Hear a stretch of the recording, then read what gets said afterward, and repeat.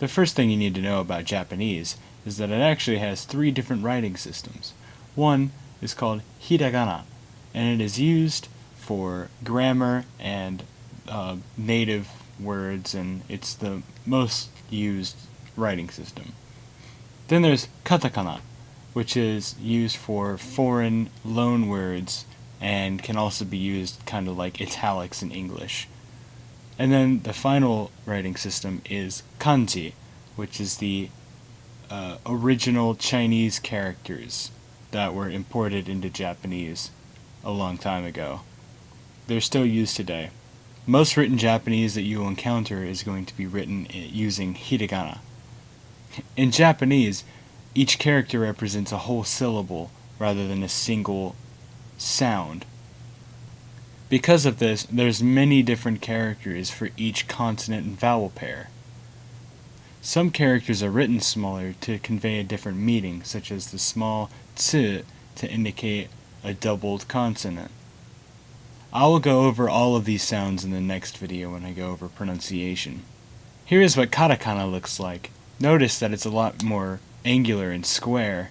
It's got a lot less swirls and curves in it. And because of this, it's very distinct from hiragana. It's generally much harder to learn katakana than it is hiragana because you use katakana much less than you use hiragana. You will quickly grow comfortable using hiragana. This is what kanji looks like. Sometimes you will see furigana, which is small hiragana, above a kanji to indicate how you're supposed to pronounce it. There are many kanji, over 2,000 in fact, that you need to learn to become generally literate. But if you're counting all of the Chinese characters that there are over 50,000 of them. You only need to learn just over 2,000 of them. That's still a lot though. Every kanji has at least one meaning and one reading that you need to learn. Many kanji have multiple readings that change depending on where they are in comparison to other kanji and other characters. There are 2 types of readings for a kanji, onyomi and kunyomi.